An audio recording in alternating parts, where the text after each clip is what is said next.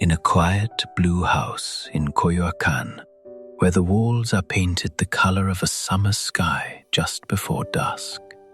A woman once lay in bed beneath a mirror fixed to the canopy above her. Her body was wrapped in plaster and steel. Her spine had been broken, her pelvis shattered. Her future, at least the one she had imagined, was gone. And yet, she painted. Again and again, she painted her own face. Dark eyes that refused to look away. A single unbroken brow, like a deliberate stroke of ink. Lips closed, but never silent. Around her, the room held the stillness of recovery, the smell of medicine, the scratch of brush against canvas, the muted sounds of Mexico City beyond the window. Outside, the country was redefining itself after revolution. Inside, Frida Kahlo was redefining what it meant to survive.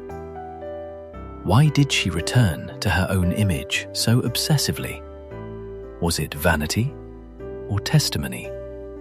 Was she documenting pain or transforming it? In her portraits, flowers bloom from wounded flesh. Tears fall without shame. The female body is not idealized. It is exposed, stitched, bleeding, enduring. Long before the language of modern feminism took shape, her canvases declared something radical.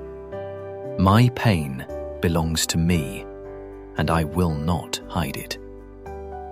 But what creates a mind that turns suffering into color?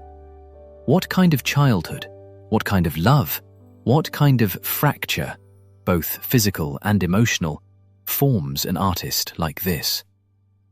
Tonight, we walk slowly through the life behind those unblinking eyes. Through revolution and romance.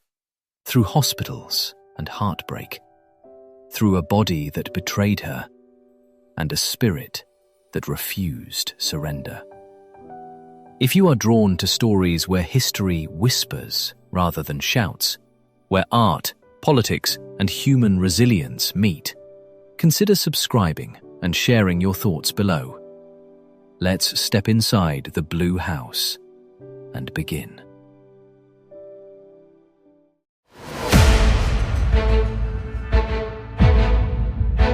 Chapter 1. The Girl Who Learned to See Differently. Long before the flowers in her hair, before the bold red lips and steady, confronting gaze, there was a small girl in a quiet courtyard in Coyoacán, on the southern edge of Mexico City. The year was 1907. The house was painted blue, a shade so vivid it seemed to hold sunlight even in shadow. This house, known later as La Casa Azul, was where Frida Kahlo entered the world, though the world she entered was already divided. Her mother, Matilde, carried deep roots in Mexican tradition, religious, disciplined, practical. Her father, Guillermo Kahlo, was a photographer of German origin, methodical and introspective, a man who studied light as if it were a language. Between them stood a child who belonged fully to neither world, yet absorbed both. The structure of her father's eye, the emotional intensity of her mother's heritage. From early on, Frida's body made her different. At 6 years old, polio gripped her right leg, leaving it thinner than the other. While other children ran freely through the streets, she often remained indoors, watching, listening, imagining. Illness gave her something children rarely possess in such quantity: time. Time to observe how dust moved in a beam of light. Time to notice the slow opening of a flower. time to invent entire conversations with herself. Loneliness did not arrive as drama. It arrived quietly, like afternoon heat. Her father became her closest companion.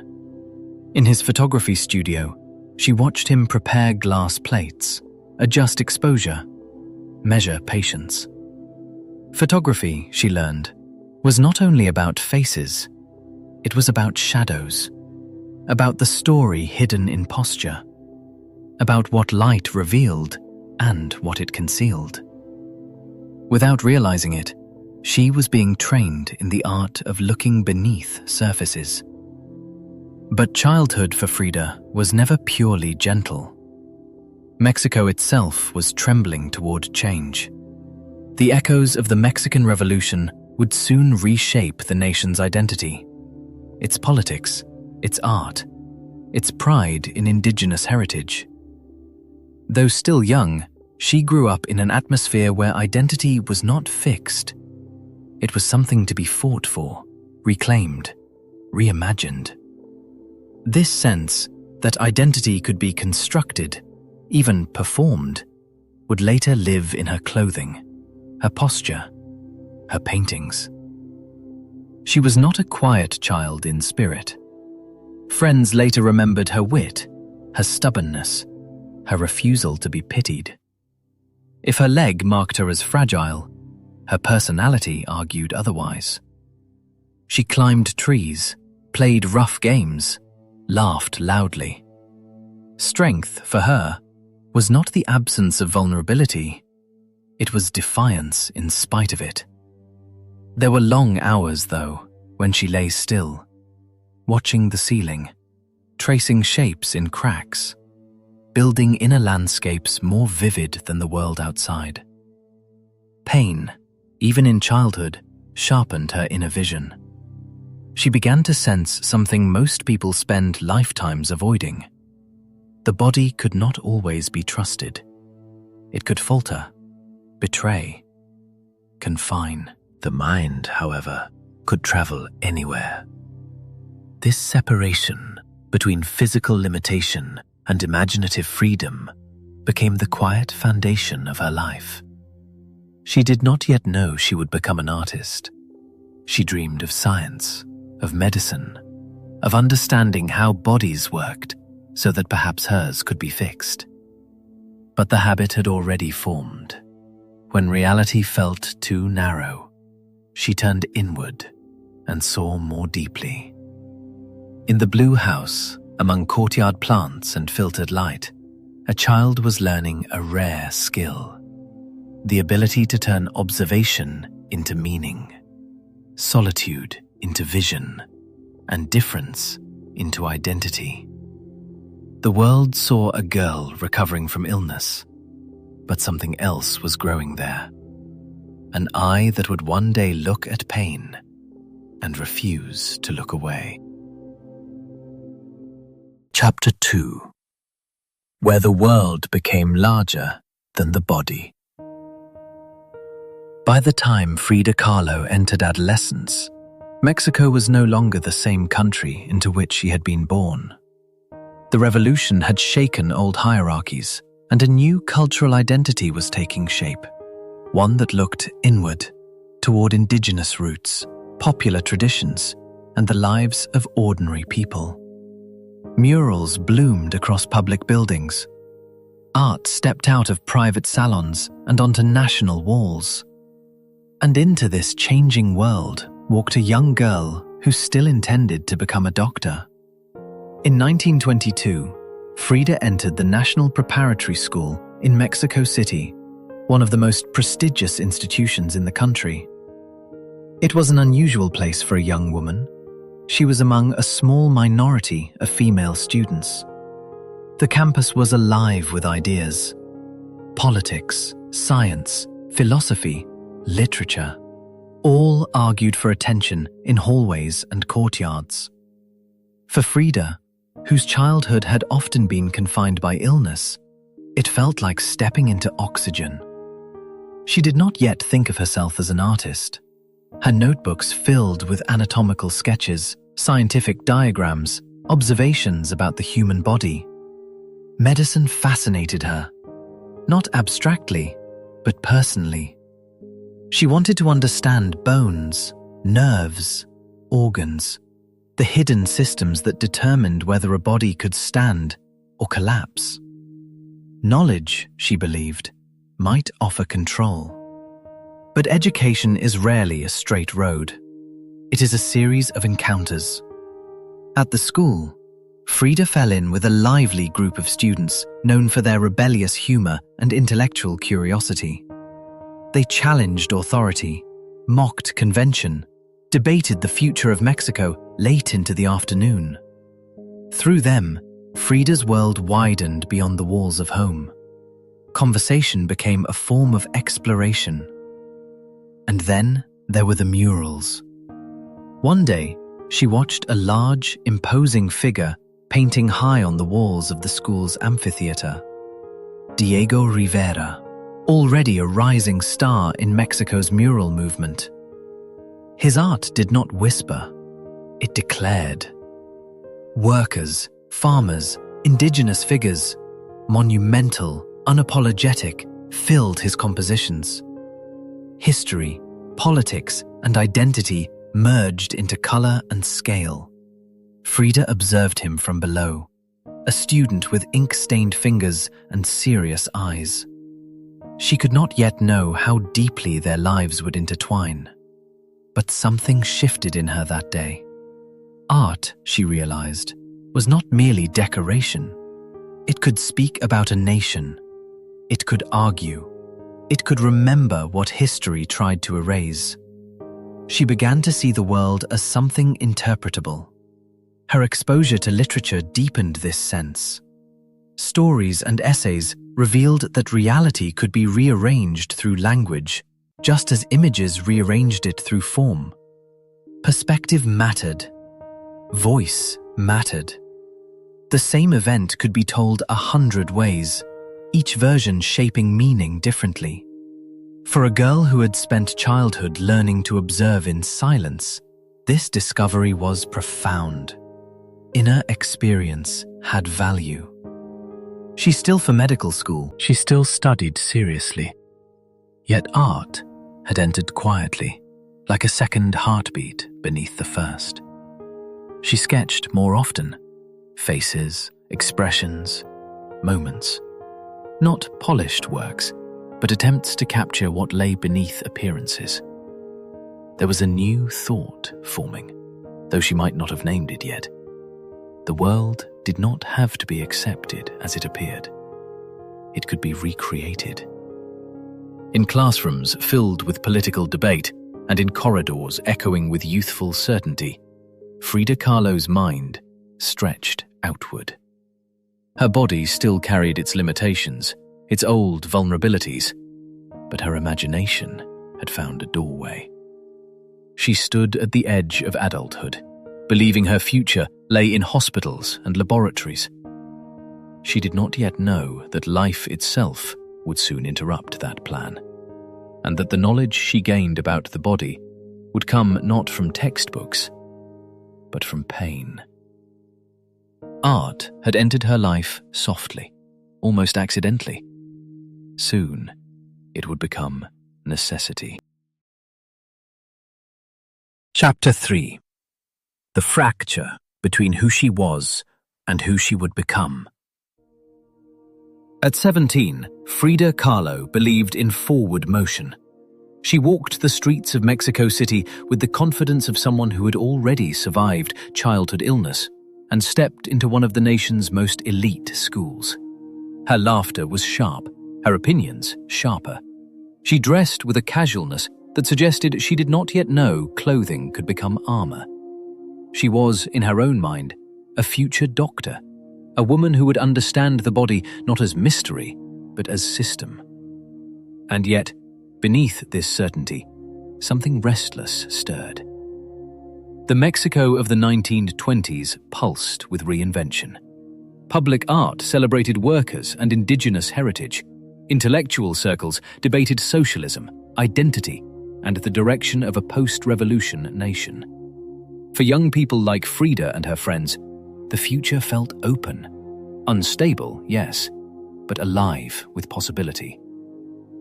Still, reality pressed in. As a young woman, her path was already narrower than that of her male classmates. Expectations lingered in the background. Marriage, domestic life, modest ambition. Even in progressive circles, the idea of a woman claiming space, intellectual or creative, met quiet resistance. Frida responded not with obedience, but with humor, deflection, and a growing instinct to define herself before others could do it for her.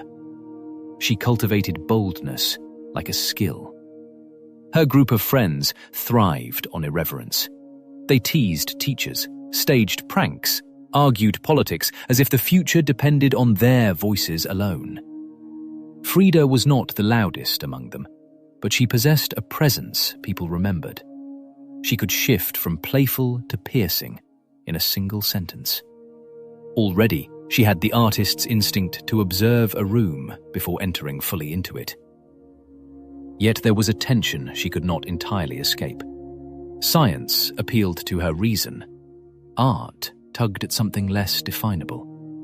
When she sketched, it was not with the detached precision of anatomy, but with emotional attention. Faces that seemed to hold stories, gestures that hinted at inner states. She had begun, quietly, to look not only at how bodies functioned, but at how they felt. Her own body remained an uneasy companion. The effects of polio lingered. She disguised her thinner leg as best she could, but self-awareness followed her like a shadow. Strength, for her, was performance as much as fact. She refused pity, refused fragility. Yet she knew, more than most her age, how quickly physical certainty could vanish.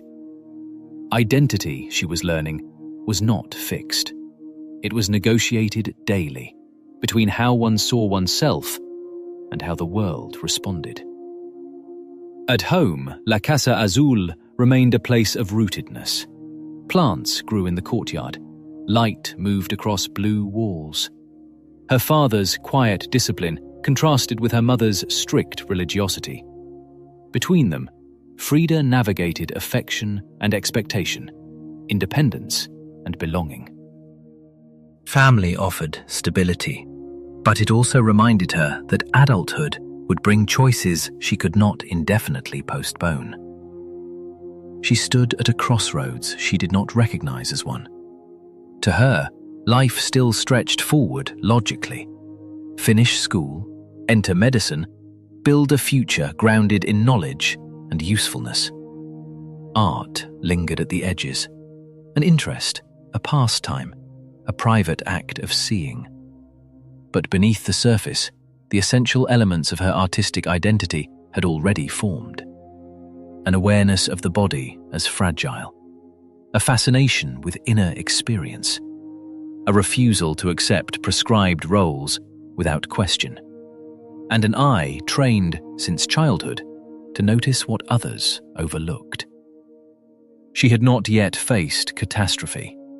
She had not yet turned a mirror into companion and witness. But the ground beneath her certainty was thinner than it seemed. Soon, the separation between the life she planned and the life awaiting her would split open. The fracture was coming, and from that break, the artist would emerge. Chapter 4. The Day the World Split in Two. On the afternoon of September 17th, 1925, in the restless heart of Mexico City, Frida Kahlo boarded a wooden bus with a school friend. The sky was ordinary. Vendors called from sidewalks. Streetcars rang their metallic warnings as they crossed intersections. Nothing in the air announced rupture. She was 18.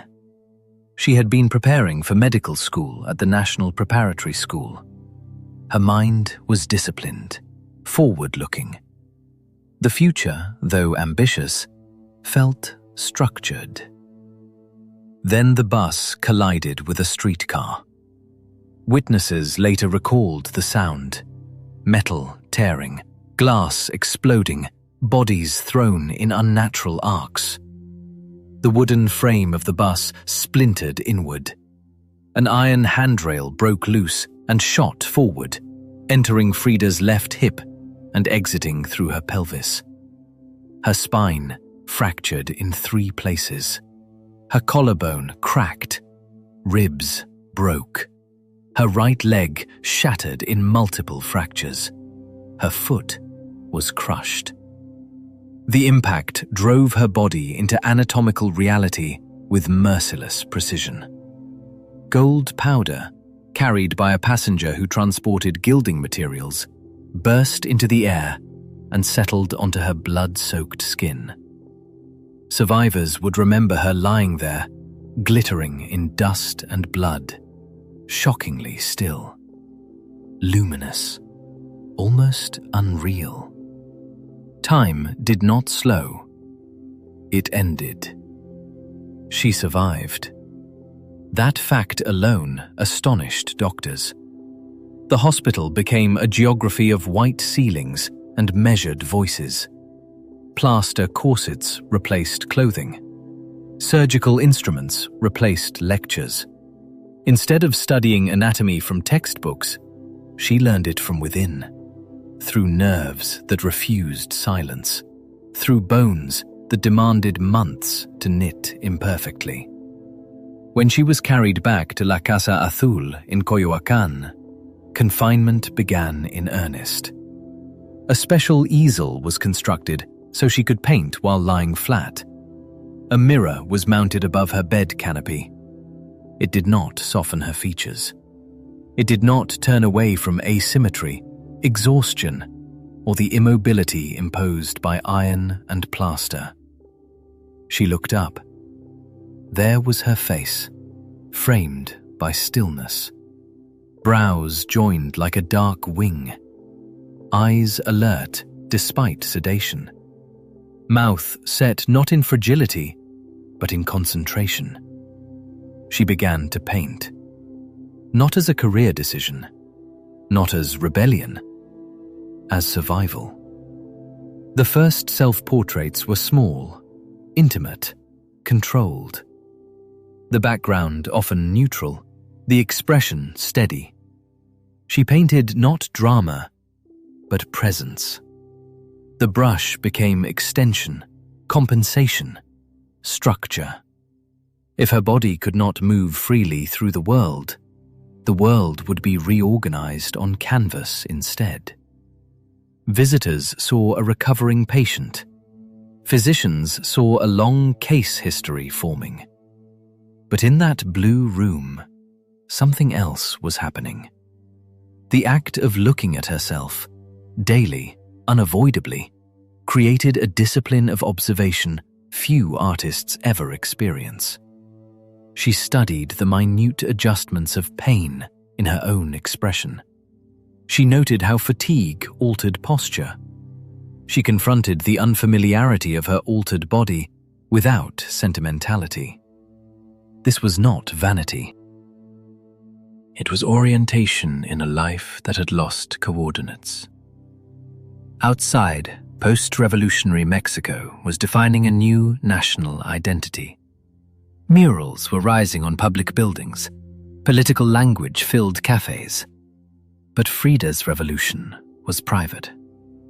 It unfolded between bed and mirror, between breath and brushstroke. The accident did not give her imagination. It gave her a subject that would never leave. From that bed, she began the practice that would define her work, turning physical rupture into image without disguise. She would paint herself again and again, not because she admired what she saw, but because it was the only territory she fully possessed. The world had split into before and after, and in the narrow space between those two halves, an artist was born. Chapter 5. A face becomes a language. As Frida Kahlo slowly returned to the world beyond her bed, she did not leave her new practice behind. Painting had begun as survival, but it was becoming vocabulary. What she had first done to pass time and steady her mind now felt essential, like breathing through color. Her early self-portraits did not resemble the academic art popular in Europe, nor the grand historical murals covering Mexican public buildings. They were small, intimate, direct. She did not place herself in mythological scenes or distant landscapes. She placed herself at the center, looking outward with a gaze that refused to be decorative. She painted what she knew. Her face, framed by dark hair, became both subject and symbol. The unibrow, never softened, remained. The faint shadow above her lip left visible. She did not correct herself for beauty's sake. She documented herself as fact. In a world where women were often painted to be admired, she painted a woman who observed. Around that steady face, a visual language began to form. She drew from the colors of Mexico, deep reds, lush greens, sunlit yellows.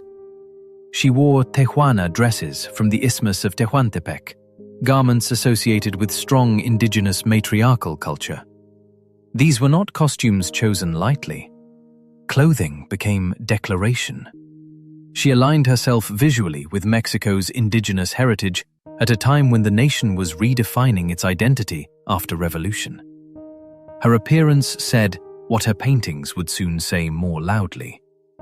Identity is chosen, constructed, asserted. Nature entered her work not as background, but as emotional extension. Leaves pressed close behind her shoulders. Animals, monkeys, dogs, birds, appeared not as pets, but as silent companions. Plants twisted like thoughts. Roots tangled like memory. The border between the human body and the natural world softened. But the most radical element of her style was not symbolic. It was psychological. She did not paint events as they looked from the outside. She painted how they felt from within. If she felt divided, the image divided. If she felt pierced, the canvas showed wounds. If loneliness weighed on her, empty space carried the silence. Reality for Frida was not external accuracy. It was internal truth. When people later called her a surrealist, she resisted the label. Surrealism sought the dreamlike, the unconscious, the strange logic of the mind. But Frida insisted she was not inventing fantasy. She was painting her reality, one where pain, memory, and imagination coexisted without clear borders. Her body remained central, not idealized, not abstracted. It was sight, symbol, and witness. Medical braces, scars, tears, blood. These were not hidden. They were integrated into composition as naturally as flowers or sky. The body was no longer something to escape. It was the landscape of her experience. In social settings, she began to appear as vivid as her paintings. Jewelry, embroidered skirts, flowers woven into her hair. She shaped her outward image with the same care she shaped a canvas. Performance and authenticity intertwined. To see Frida was to encounter a living artwork, though beneath the color lay steel supports, persistent pain, and private endurance. Her style did not emerge from theory. It grew from necessity, heritage, politics, and a fierce insistence on self-definition. She did not imitate prevailing schools. She built a visual system capable of holding contradiction, beauty and injury, strength and vulnerability, tradition and rebellion. The face she painted again and again was no longer merely likeness. It had become language. Through it, She could say what words could not hold, what it meant to live inside a body that hurt, inside a country reinventing itself, inside a love for life that refused to dim even when movement cost everything. The world had not yet fully noticed, but her voice, in colour and line, was now unmistakably her own. Chapter 6. Uncomfortable in Every Room. By the early 1930s, Frida Kahlo was no longer painting in private. Marriage to Diego Rivera had carried her into international circulation. Union halls, embassy receptions, studios dense with pigment and ideology. Rivera painted on architectural scale. His murals were civic declarations, workers rising, industry reorganized, revolution monumentalized. They were legible at a distance. Frida's canvases were small. They required proximity. Post-revolutionary Mexico was constructing a visual identity rooted in indigenous heritage and collective strength. Art was expected to participate. Murals filled public buildings. Heroic labor dominated the walls. The nation wanted scale, clarity, and forward motion. Frida offered fracture. Instead of triumphant bodies, she painted wounded ones. Instead of allegorical peasants, she painted miscarriage, surgical trauma, betrayal. The female body appeared not as a symbol of nation, but as site of incision. When she traveled to the United States during Rivera's commissions in San Francisco, Detroit, and New York, the contrast sharpened. American newspapers often described her in terms that revealed more about their gaze than about her work. Exotic, picturesque, charming. Rarely did they begin with painter. In Detroit, after a devastating miscarriage, she produced Henry Ford Hospital. The composition is spare and unshielded. She lies naked on a hospital bed, blood staining the sheet beneath her. Red ribbons extend from her abdomen to suspended objects, a fetus, a pelvic bone, surgical instruments, a snail. The space is flat, almost clinical. There is no mythological veil. The painting was not warmly received. It was considered too explicit, too intimate, too unfiltered. It violated expectations placed on wives and on women artists alike. Suffering was meant to be private. She rendered it diagrammatic. Back in Mexico, tensions operated differently, but persisted. Even within leftist circles, hierarchies remained intact. Monumental public art was treated as socially transformative. Intimate painting was secondary. She was frequently introduced as Rivera's wife before being acknowledged as an artist. She did not issue manifestos. She intensified her gaze. Her self-portraits grew more architectonic. The symbolism thickened. Blood, thorns, animals, divided landscapes accumulated around the figure without dissolving it. If critics labeled her naive, she answered with compositional precision. If they categorized her as folkloric, she sharpened structure. When she encountered the Surrealist circle, classification took on a new vocabulary. André Breton praised her work enthusiastically. He described her as a ribbon around a bomb and declared her a surrealist naturally, suggesting that her imagery embodied the movement's fascination with dream logic and unconscious symbolism. He arranged for her paintings to be exhibited in Paris in 1939 under the Surrealist banner. Frida resisted. She insisted she did not paint dreams. She painted her reality. Paris did not provide uncomplicated validation. The exhibition opened after delays and internal disputes among organizers. Reception was mixed, admiration tempered by condescension. She was framed simultaneously as revelation and curiosity, authentic yet exotic. Even in avant-garde circles that prided themselves on radical openness, she occupied a peripheral category. In every city, the pattern repeated. Too political for some, insufficiently doctrinaire for others, too intimate, too foreign, too bound to Rivera, too independent of him.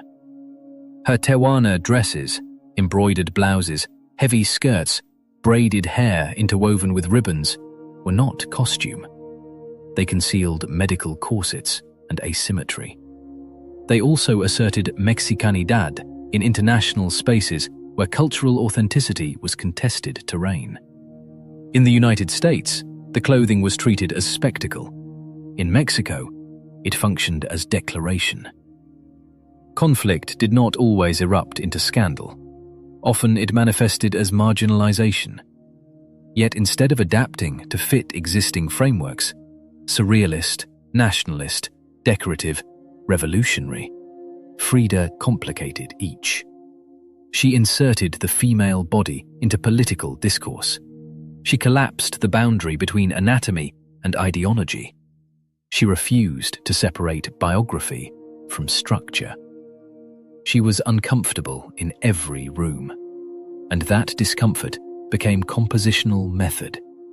While others painted the future of nations, she painted the cost borne by individual flesh. While movements debated aesthetics, she constructed a language resistant to absorption into any single one. The world attempted to frame her. She painted beyond it. Chapter 7. Love, Betrayal, and the Body That Remembered. If pain had entered Frida Kahlo's life through accident, it deepened through love. Her relationship with Diego Rivera was never quiet. It moved like weather, brilliant, unpredictable, sometimes destructive. He was older, already famous, expansive in personality and appetite. She was sharp, observant, fiercely alive beneath physical fragility. Together, they formed a union that was at once partnership, collision, and mirror. They married in 1929. Some called it the union of the elephant and the dove. But Frida was never as delicate as the metaphor implied. She entered the marriage knowing Diego's reputation for infidelity, his restless affections, his devotion to art above stability. What she did not yet know was how deeply betrayal could carve into a heart already marked by physical suffering. Their life together moved across cities and borders. Mexico, the United States, studios filled with assistants, gatherings of political thinkers and artists. Publicly, they appeared as representatives of a modern Mexican identity, revolutionary, intellectual, culturally proud. Privately, their bond stretched and tore. Frida's body, already compromised by the bus accident, carried another grief, her inability to carry a pregnancy to term. She longed for a child. Doctors warned of danger. Hope rose and fell with each loss. Each miscarriage left not only physical damage, but emotional emptiness that could not be reasoned away. Her painting Henry Ford Hospital emerged from this grief, a self-portrait of raw vulnerability. She lay on a hospital bed, naked, small against the white sheet, red lines connecting her body to symbols of loss, a fetus, medical instruments, anatomical fragments. It was not symbolic in the distant sense. It was a document of experience. She did not hide the blood. She did not disguise the sorrow. At the same time, Diego's affairs continued. The most painful came not from a stranger, but from Frida's own sister, Cristina. The betrayal cut through family as well as marriage. Trust fractured. Anger burned beneath composure. Frida did not endure quietly. She cut her hair short for a time, adopting clothing associated more with masculine presentation, as if reshaping her exterior could assert control over inner chaos. She took lovers of her own, men and women, seeking connection that might ease loneliness, or at least prove her autonomy. Desire, for her, was not apology, but assertion. Yet even in defiance, attachment remained. Diego was not only her husband, he was intellectual companion, artistic counterpart, witness to her life. They understood each other's ambition, each other's devotion to creation. Separation did not erase connection. Divorce would come in 1939, but even that would not end their story. They would remarry a year later. Through all this, her body kept record. Chronic pain intensified under emotional strain. Surgeries increased. Fatigue deepened. The boundary between physical and emotional suffering blurred further. When she painted, it was no longer possible to say where one ended and the other began. Self-portraits multiplied, not as repetition, but as investigation. Each face carried a different state: wounded, resolute, divided, enduring. Sometimes two Fridas appeared in the same frame, connected by exposed veins, suggesting the split between who she was and who she had been. Love did not soften her art. It sharpened it. Heartbreak did not silence her voice. It made it more precise. Frida Kahlo's canvases from this period hold no illusions about romance. Love is present, but so are blood, scissors, exposed hearts. Intimacy is not safe. It is transformative, sometimes destructive, always revealing. The body that had once been broken by metal now bore another kind of injury, one without visible scars. And true to form, she refused to conceal it. She placed it on the canvas. Because for Frida, what hurt most deeply was also what proved she was still alive. Chapter 8. The Anatomy of Two Hearts. By the late 1930s, Frida Kahlo no longer painted from confinement alone. She painted from authority. In 1938, her first solo exhibition opened in New York at the Julian Levy Gallery. The canvases were small, many no larger than a window pane, but they altered the room. Viewers leaned in rather than stepping back. Critics searched for language precise enough to describe what they were seeing. She was introduced not as someone's wife, but as an artist whose work resisted simple alignment. Several paintings sold. Recognition did not dilute her subject. It intensified it. That same year, André Breton visited Mexico and declared her a surrealist naturally, describing her as a ribbon around a bomb. He admired the exposed organs, improbable landscapes, and psychological compression of her imagery. In 1939, he facilitated her exhibition in Paris, positioning her within European avant-garde networks. The show was delayed and unevenly organized. Admiration was present, but so was condescension. She was framed as discovery and anomaly in the same breath. During this period, the Louvre Museum acquired The Frame, the first work by a Mexican artist to enter its collection. The painting is modest in scale, its carved folk-style border enclosing a frontal self-portrait. Intimacy, not monumentality, crossed into the museum's archive. Frida rejected the surrealist designation. "I never painted dreams," she insisted. "I painted my own reality." Her most structurally commanding articulation of that reality emerged in 1939, the Two Fridas. The canvas is nearly life-sized.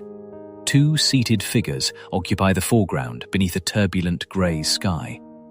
They hold hands. Both are Frida. On the right, she wears Tehuana dress, embroidered blouse, layered skirt, rooted in indigenous matriarchal tradition. On the left, she wears white European lace, Victorian in rigidity. The garments expand outward like opposing architectures. Their chests are open. Two anatomically rendered hearts are exposed. A single artery connects them. In the Tehuana figure, the heart is intact. In the European figure, the artery has been severed with surgical scissors. Blood stains the white fabric. The cut vessel drips onto her lap. The composition is symmetrical, yet unstable. The sky presses downward. The figures sit upright, composed, unsentimental. Their expressions do not dramatize the wound. They endure it. The painting followed her divorce from Diego Rivera that same year, but it is not confession. It is architecture. Personal rupture becomes structural duality. Colonial inheritance meets indigenous affirmation. Emotional dependency and self-sufficiency share circulation through a single arterial system. What connects can be cut. What bleeds can remain seated. Pain is not narrated, it is diagrammed. Other works from this period, self-portraits with monkeys, thorn necklaces, hummingbirds, severed braids, operate with similar compression. Backgrounds flatten. Figures center. Details sharpen. A thorn piercing skin. A drop of blood suspended mid-fall. Roots entwining ankles. Her early interest in anatomy resurfaces, fused now with symbolic economy. Meanwhile, the political climate tightened. Europe moved toward war. Mexico continued negotiating post-revolutionary identity. In Coyoacán, she and Rivera hosted intellectuals and exiles. Ideological debate moved through dining rooms and courtyards. History pressed at the door. On canvas, she returned to the singular body. Recognition brought travel, correspondence, acquisition by institutions. It did not stabilize her health. Surgeries multiplied, corsets stiffened. Pain remained constant infrastructure beneath acclaim. Yet something had shifted irrevocably. She no longer painted to survive. She painted to assert. Each canvas from this period carries a distinct authority. This is how fracture is structured. This is how identity divides and persists. This is how a woman occupies the center of her own composition without apology. The breakthrough was not thematic novelty. It was scale of confidence. In The Two Fridas, she did not ask to be understood. She presented herself, doubled, exposed, and coherent, even while bleeding. Two hearts, one artery, both still beating. Chapter 9. Between applause and aloneness. Recognition, when it came to Frida Kahlo, did not arrive as a steady sunrise. It flickered, bright in certain rooms, dim or absent in others.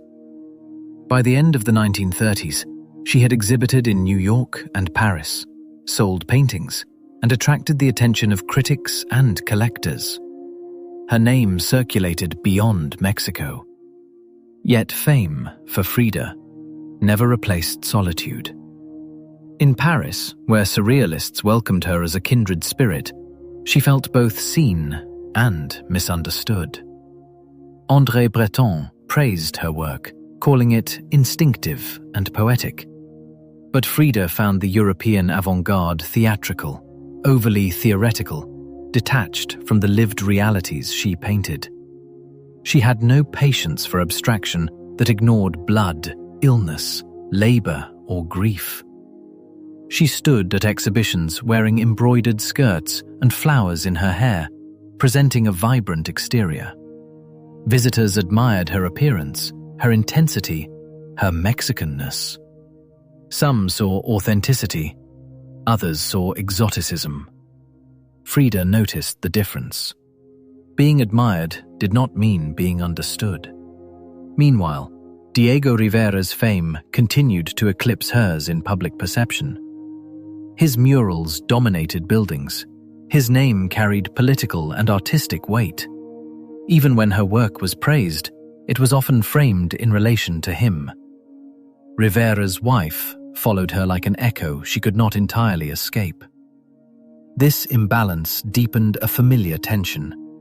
She was visible, yet alone in her experience. Her paintings from this period reflect that dual state. Figures appear centered, yet isolated. Backgrounds flatten into symbolic emptiness. Tears fall without drama, as if sorrow were simply atmospheric. She was no longer only documenting specific events. She was exploring emotional states that lingered beyond circumstance. Physical suffering persisted as constant undertone. Surgeries continued. Pain flared unpredictably. Travel exhausted her. Public appearances required energy she often did not have. Still, she dressed carefully, spoke sharply, laughed loudly. Strength, for Frida, was often an act of will. Friends described her gatherings as lively: music, conversation, political debate. Yet after guests left, silence returned. The house that had once been her childhood refuge now held layers of memory. Early dreams, long recoveries, arguments with Diego, nights of painting through discomfort. Recognition did not resolve these contradictions. If anything, it sharpened them. The more her image circulated, the more she returned to self-portraiture, not from narcissism, but from the need to anchor herself. Public identity could shift depending on who looked. The face in the mirror remained constant. She painted herself not as celebrity, but as witness. There was also a growing awareness of time. Chronic illness teaches a different sense of duration. Each surgery carried risk. Each recovery was uncertain. The future could not be assumed. In this awareness, her work gained a quiet urgency. Details became deliberate, compositions balanced with care, as if each painting might need to stand on its own without promise of many more to follow. She occupied an in-between space, known, but not fully absorbed into any movement, admired, yet measured against her husband, celebrated for individuality, while still constrained by expectations placed on women artists. Applause filled galleries. Aloneness filled the spaces between. Frida Kahlo did not attempt to resolve this divide. She allowed it to remain visible, to exist as part of her truth. The world might look at her image with fascination, but she continued to look back from the canvas with a gaze that did not yield. Recognition changed how many people knew her name. It did not change the interior landscape from which she painted. That landscape remained private, complex, and, at its core, solitary. Chapter 10. Applause. Above, fracture beneath. By the early 1940s, Frida Kahlo was no longer peripheral to Mexican art. She was teaching at La Esmeralda, Mexico's national art school. Students gathered not only in classrooms, but at La Casa Azul, where instruction unfolded around kitchen tables and courtyard benches. She urged them toward sincerity over style.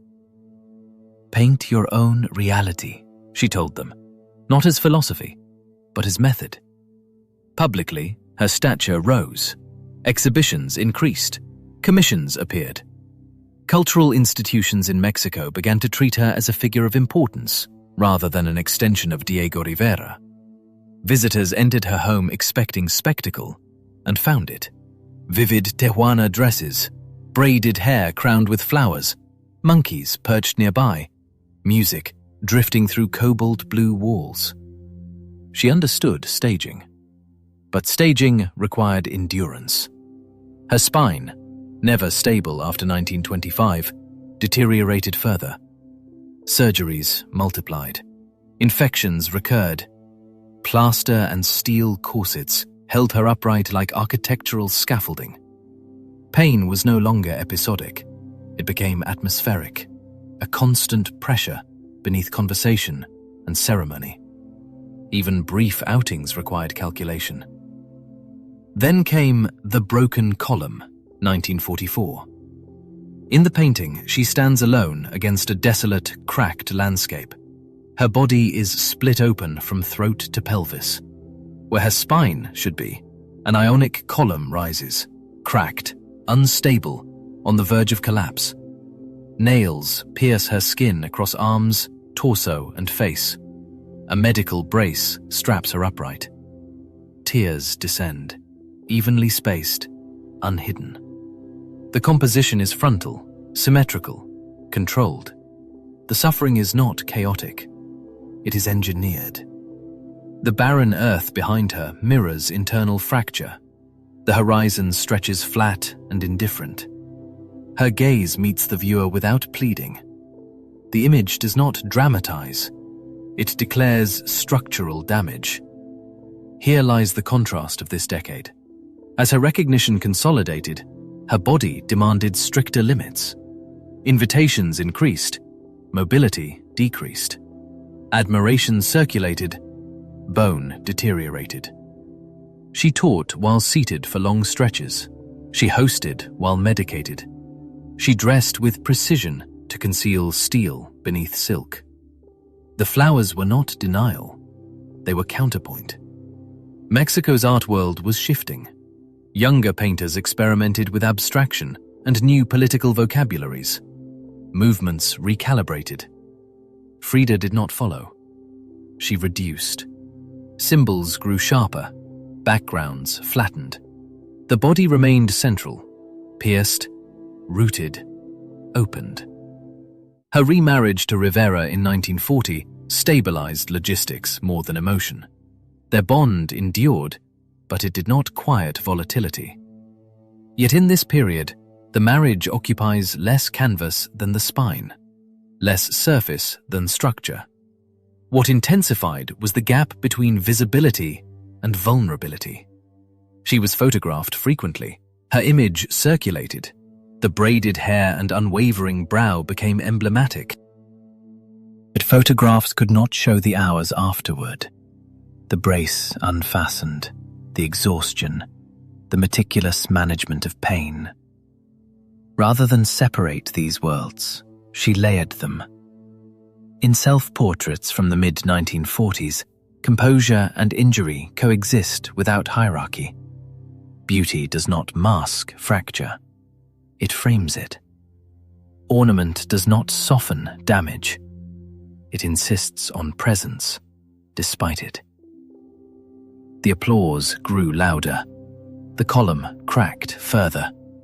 And still she stood, nailed, braced, exposed, refusing collapse in paint, even when the body threatened it in life. The public face stabilized into iconography. The private storm never stopped. Chapter 11. When the body began to close in.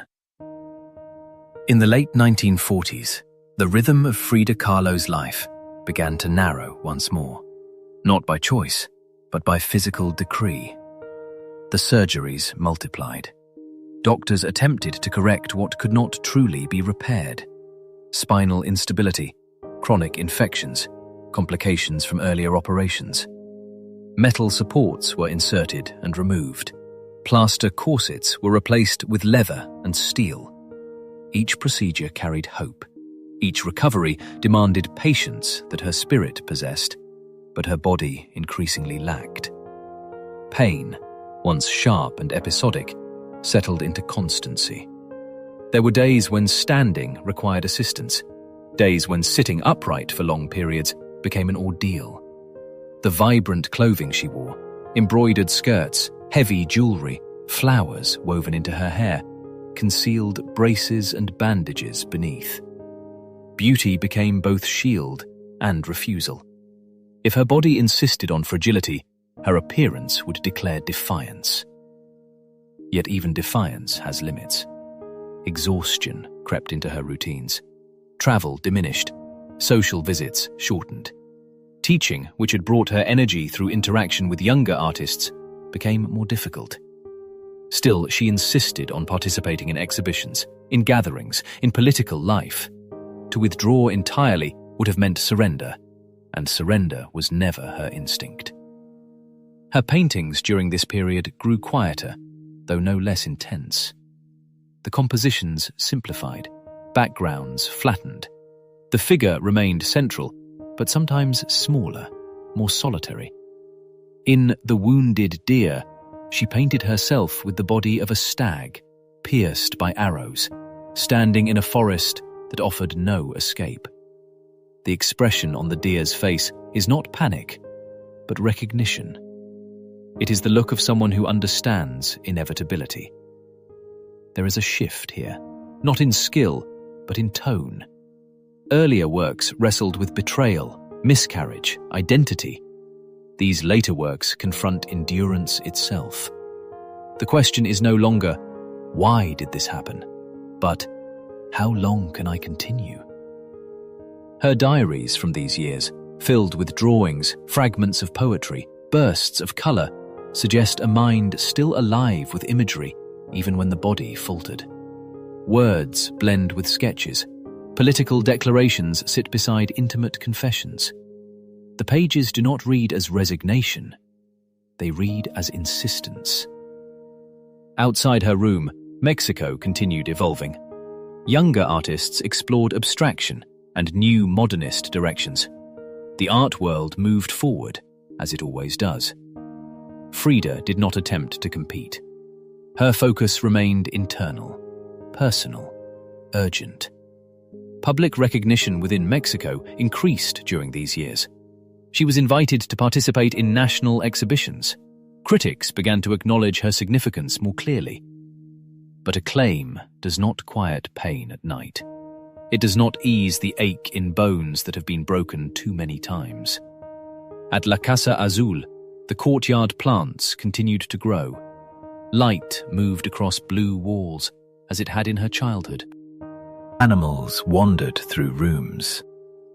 Life persisted around her, indifferent to human suffering.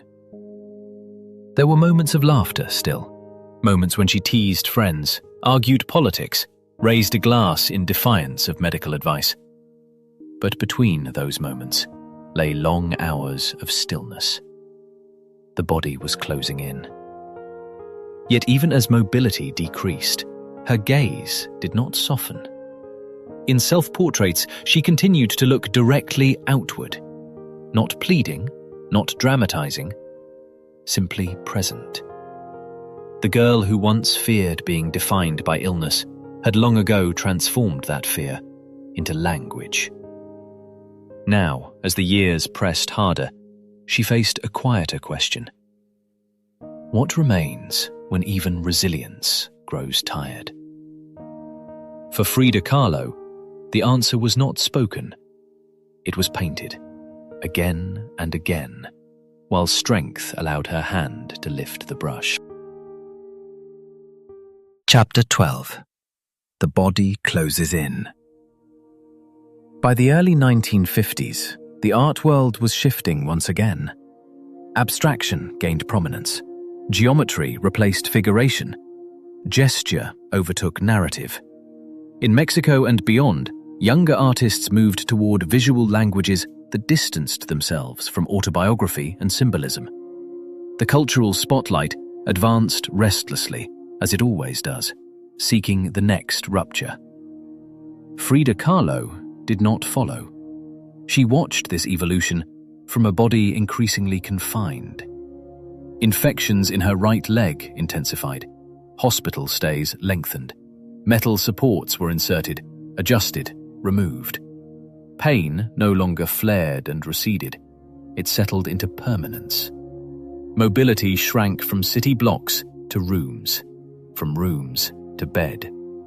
The world narrowed physically, even as its artistic discourse expanded. She did not revise her visual language to match new movements. Where abstraction pursued universality, she remained committed to specificity. Faces, torsos, arteries, roots. Her vocabulary stayed anchored in lived anatomy. The body remained the site of argument. Blood remained color. Memory remained structure. This was not resistance for its own sake. It was coherence. Her work had always emerged from the indivisibility of politics, heritage, and flesh. To abandon that foundation for formal experimentation would have felt false. If modernism was fragmenting into new geometries, she answered with bone. Her political commitments endured alongside physical decline. She had first joined the Mexican Communist Party in 1927, been distanced from it during turbulent years surrounding Leon Trotsky's exile, and formally rejoined in 1948. In the early 1950s, she remained publicly aligned with leftist causes, attending demonstrations when possible, receiving comrades at La Casa Azul, speaking in sharp, unsentimental terms about imperialism and class injustice. Even in a wheelchair, she refused to retreat. For her, ideology required visibility. Then the body made its most irreversible demand. In 1953, after repeated infections and complications, her right leg was amputated below the knee due to gangrene. The surgery marked a different kind of threshold. She had endured fractures, braces, surgical interventions, but amputation carried finality. Balance changed. Movement recalibrated. The mirror reflected an absence that could not be corrected. Depression followed with measurable weight. Diary pages from this period oscillate between despair and defiance, ink thick with color, words shifting between exhaustion and insistence. "Feet, what do I need you for when I have wings to fly?" she wrote, a line both declaration and plea. She recorded thoughts of death. She also planned future projects. The two impulses coexisted without resolution. Inside La Casa Azul, the courtyard plants continued their indifferent growth. Light moved across blue walls as it had since her childhood. Animals wandered through rooms. Life persisted without drama. She turned increasingly to still lifes. Watermelons split open, seeds dark against luminous red flesh, surfaces glistening with saturation.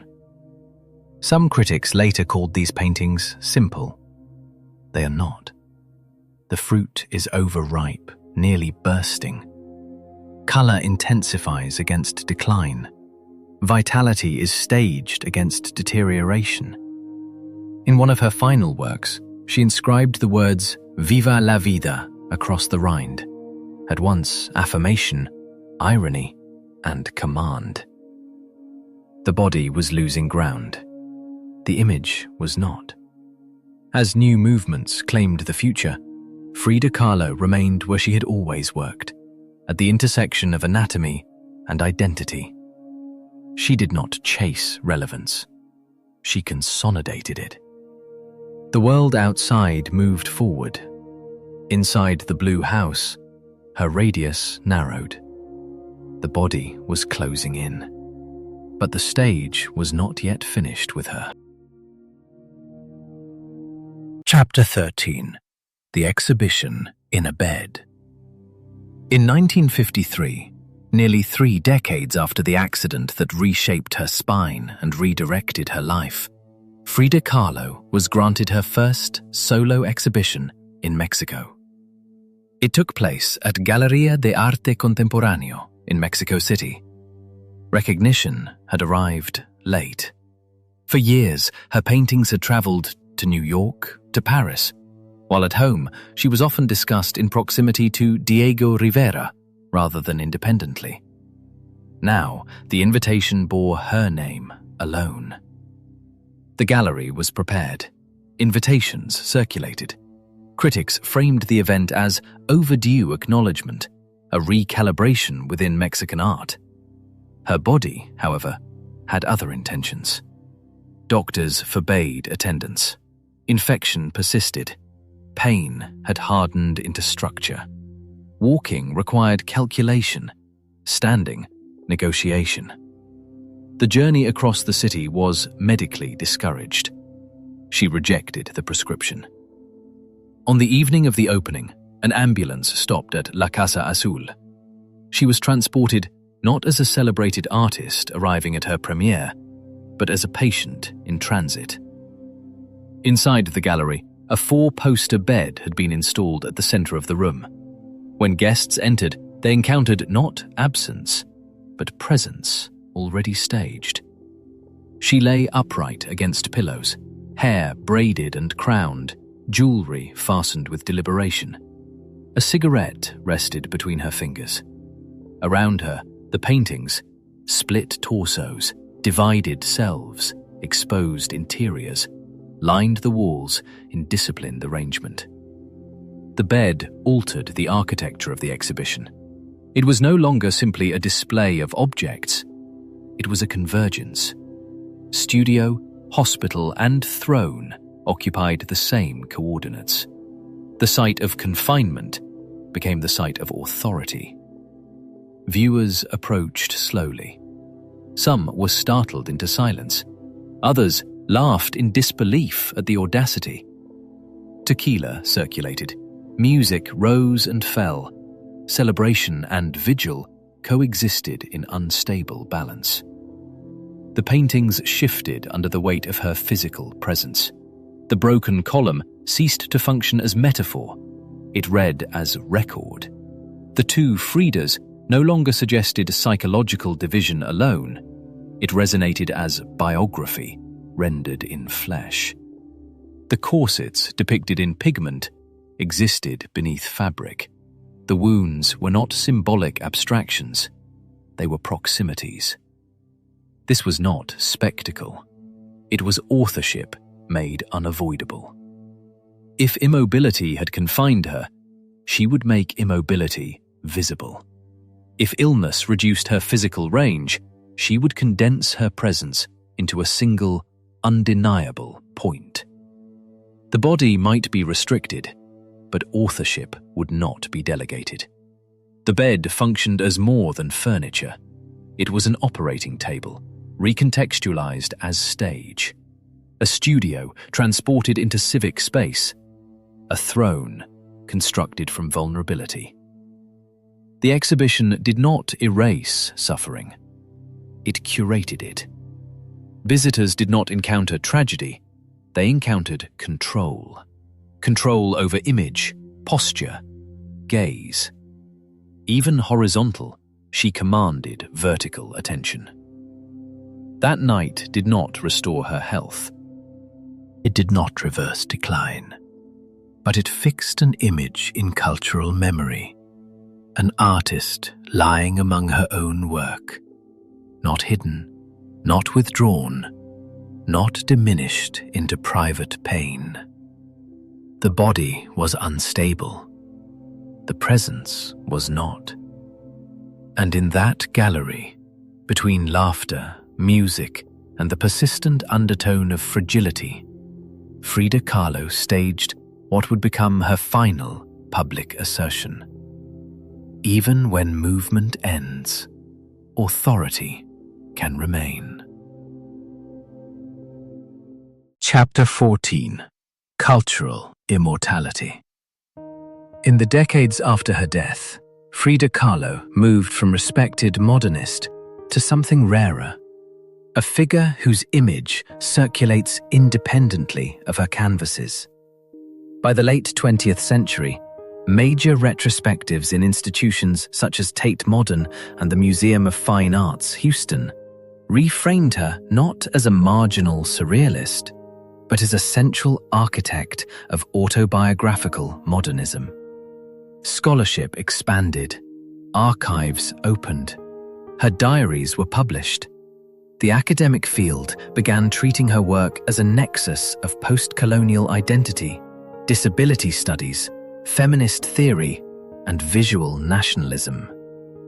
But institutional validation was only one vector. The larger transformation occurred in popular culture. Her face, braided hair crowned with flowers, direct gaze, unibrow intact, became instantly recognizable across continents. Unlike many artists whose fame depends on a single masterpiece, Kahlo herself became the masterpiece.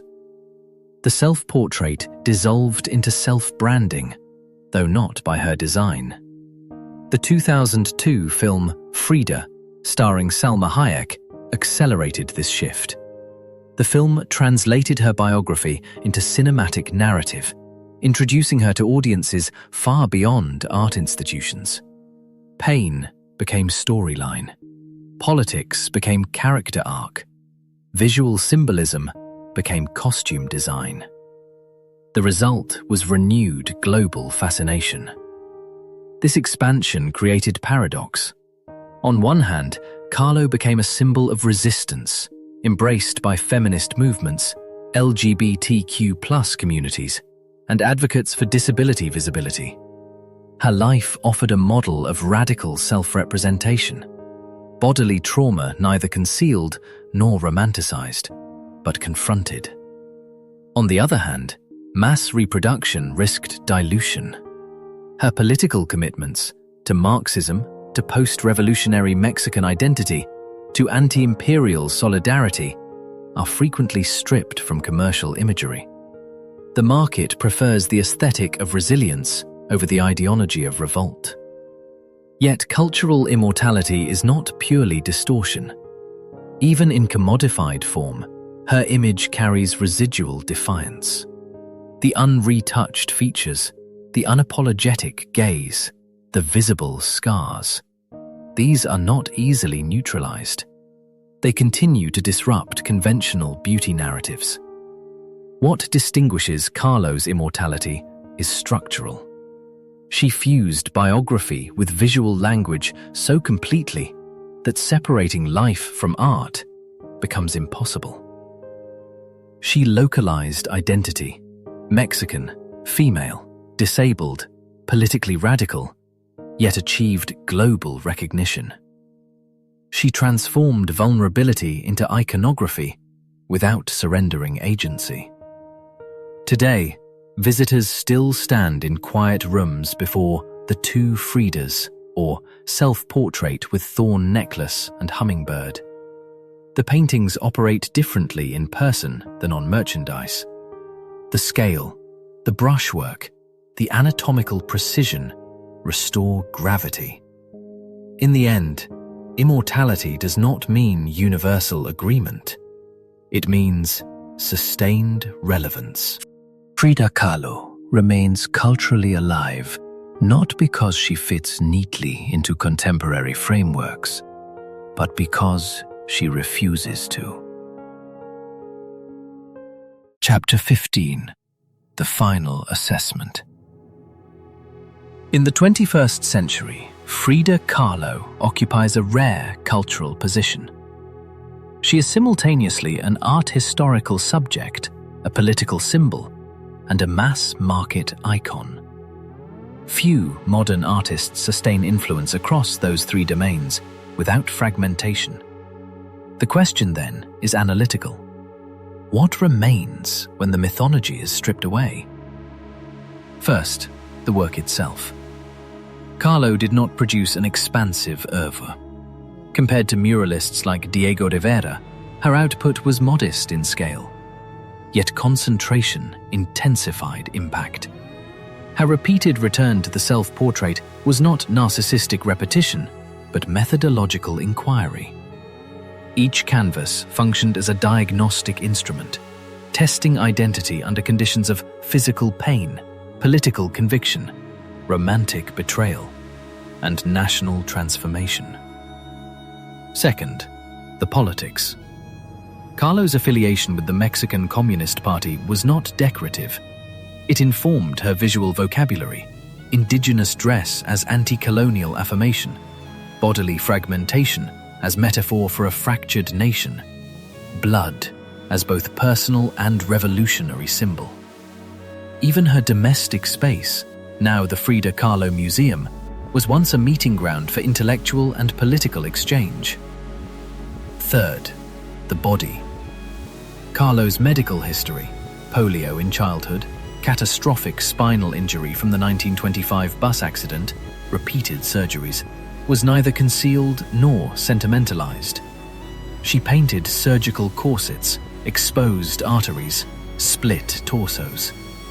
In doing so, she anticipated later discourses in disability studies and performance art. The body was not a passive site of suffering. It was a contested field of meaning. However, critical evaluation requires acknowledging distortion. The global marketplace often simplifies her into a narrative of resilience. The sharper edges, her ideological rigidity, complex marriage dynamics, political absolutism, are softened. The aesthetic travels faster than the context. Yet even under simplification, the structural innovation persists. She collapsed the boundary between autobiography and political statement. She redefined the self-portrait as a site of confrontation rather than vanity. She localized modernism within Mexican cultural specificity rather than European imitation.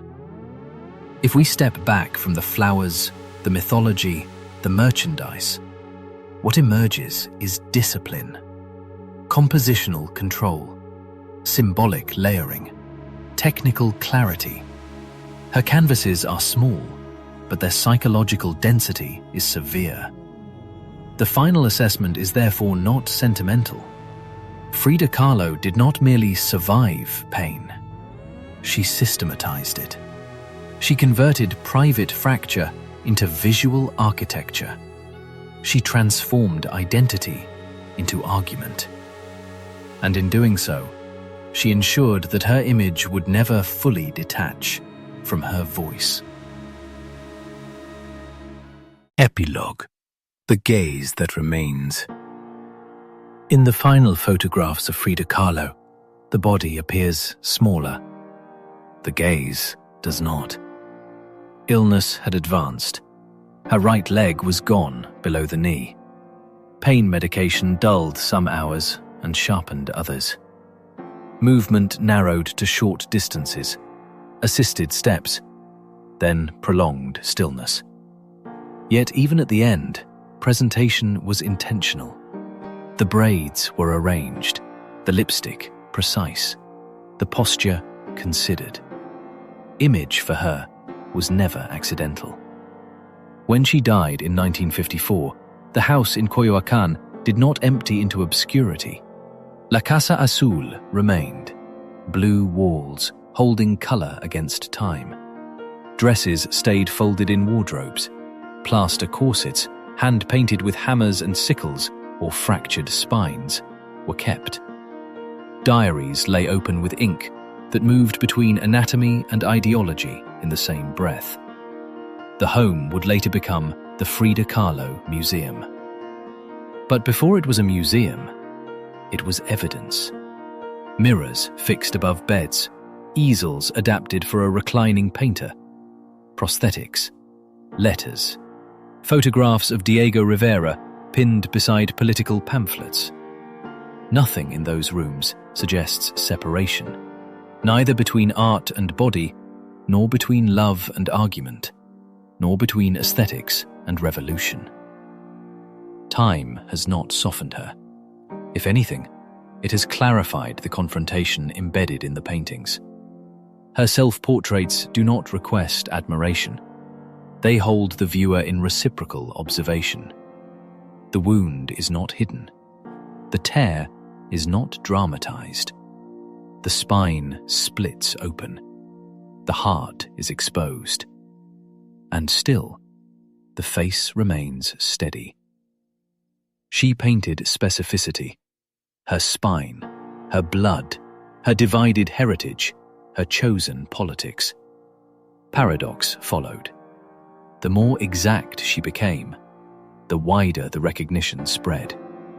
Today, her image circulates endlessly, on walls, on fabric, on screens. Reproduction risks flattening. The flowers become decorative, the unibrow becomes logo. But beneath repetition, the original canvases continue to operate with structural force. Stand before them, and the effect is unchanged. The gaze meets yours.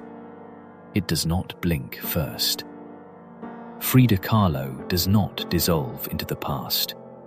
She remains frontal, constructed, fractured, adorned, and unwavering. The body ended. The image did not.